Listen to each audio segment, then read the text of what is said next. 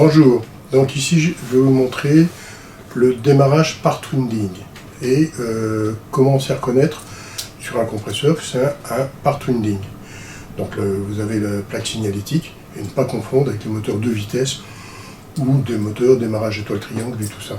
Donc je vais déjà vous expliquer et puis après je vous montrerai un schéma avec le démarrage, donc avec mon programme de chez Maplic. Vous verrez, c'est facile à comprendre. Allez, on va commencer. Ici, je vous représente quoi? La plaque signalétique. Sur la plaque signalétique, il y a ces deux dessins là, celui-là et celui-là. Ça veut dire quoi? Que ce moteur s'est démarré en système part winding ou en direct. On va prendre déjà le plus simple, le direct. Donc c'est marqué étoile, étoile. Là ici, vous couplez ça et ça et ça, et vous alimentez L1, L2, L3. C'est comme si on mettait les barrettes ici comme ça, et on n'alimentait que d'un seul côté. Okay, donc ici vous ignorez que c'est alimenté.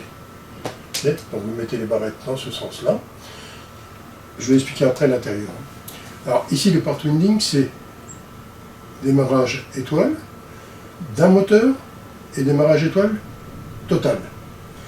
Parce que ça représente un moteur, ça représente l'autre moteur. Ça représente un moteur, et ça représente les deux moteurs. Okay, donc on va faire un démarrage déjà d'un moteur, d'un des moteurs ici, et on fera le démarrage de l'autre moteur. Je reviens après. Donc ici vous avez L1 juste en face, donc faites attention d'être bien en face à chaque fois, L2 aussi, et L3 aussi. Si vous changez un des fils de là par exemple par rapport à ceux-là, votre moteur va démarrer avec étoile ici, et quand il va arriver ici, qu'est-ce qui va se passer? Il va interrompre directement, il va arrêter, le disjoncteur va sauter, parce qu'on veut le faire tourner dans l'autre sens. Alors ça ne va pas lui plaire. Vous vous rappelez que si on veut tourner dans un autre sens, on doit inverser une phase. Donc c'est pour ça que ça peut être délicat. Alors ici, on va avoir les bornes 1, 2, 3, 7, 8, 9. La 7 et la 1, on amène L1 et L1 de chaque côté, mais c'est pas le même. Par rapport à celui-ci, c'est le même. Ici, c'est L1 qui va être dans les deux bornes. C'est L2 qui va être sur les deux bornes. L3, les deux bornes. Donc ici, L1, L2, L3, c'est un contacteur. L1, L2, L3, c'est deuxième contacteur. Donc ça veut dire quoi? Je vais démarrer avec un contacteur, et une à 2 secondes après, le deuxième se mettra en route. Et là, ça permettra au compresseur de démarrer. Donc on démarrera plus ou moins vers 50% ou 3/4% de la puissance frigorifique, et le reste se mettra en route pour faire les 100%. Voilà comment ça démarre. Donc ici, comment c'est câblé à l'intérieur? C'est simple, quand vous voyez étoile, on va dire étoile, étoile, l'étoile est déjà faite à l'intérieur du compresseur. Donc ça, vous ne savez pas à le faire, c'est déjà fait à l'intérieur du compresseur. Donc vous amenez les phases ici, et l'étoile est là. Donc ici, on va amener 3 phases 400 volts. 400 volts, 400 volts, 400 volts. Et ici, on aura plus ou moins du 230 volts. Du 230 volts. C'est ce qu'on aura. Avec le calcul qu'on avait déjà fait dans le temps, on sait que c'est 230 volts. Donc voici comment est fait notre part winding.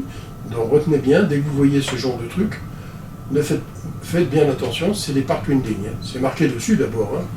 Il n'y a pas de mystère, et direct. Donc là, je démarre direct avec un seul contacteur. Ici, je démarre en 2 phases, mais avec deux contacteurs. Et c'est 2 moteurs qui sont dans un moteur. Donc ici, j'ai mes 3 phases plus mon neutre. Donc je me rapproche, vous voyez. L1, L2, L3 et mon neutre. Donc là, j'ai mis un disjoncteur différentiel pour tout mon tableau électrique. Ici, j'ai un magnétothermique pour la commande. Ici, j'ai un magnétothermique pour la puissance. J'ai une protection pour mon moteur ici. Donc le moteur, ici, on voit qu'on a 2 contacteurs, KM1, KM2. Et ici, j'ai mon moteur part winding, M1. Je reviens sur la commande. Ici, sur la commande, qu'est-ce que je vais avoir? Je vais avoir de ce côté-là un interrupteur de marche. Q5, c'est quoi?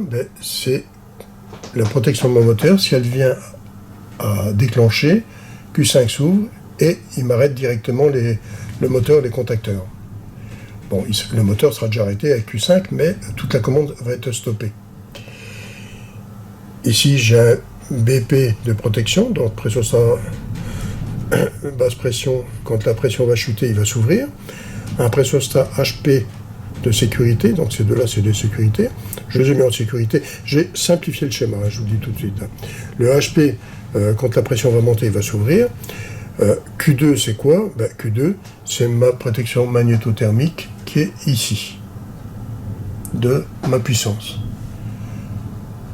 Et j'ai en bas le relais K1, donc ça c'est un relais K1, donc dès que toute ma ligne de commande est en ordre, K1 ici va se fermer, il va autoriser le premier contacteur à s'enclencher, qui lui aura une temporisation, qui est ici, va enclencher le deuxième contacteur.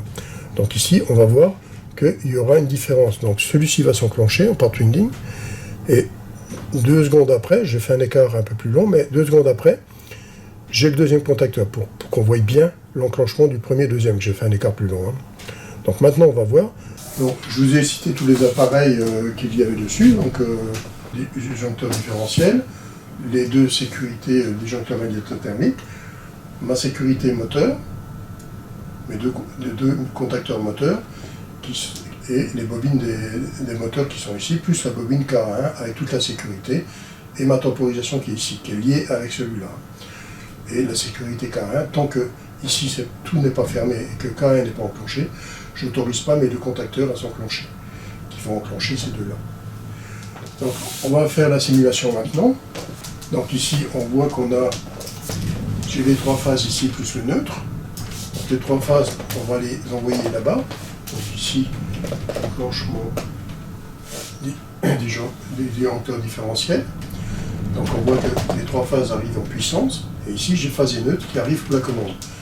On va enclencher la puissance. Ici on peut l'enclencher aussi. Donc ici j'ai enclenché le disjoncteur magnétothermique de la puissance. Ici la sécurité de mon compresseur. Et Q4. Donc ici, vous voyez, ici c'est la sécurité de mon compresseur. Donc tout le monde connaît, enfin ceux qui sont déjà bien avancés ont déjà vu cet appareil-là. C'est une sécurité thermique. Alors ici maintenant sur la commande, qu'est-ce que je fais?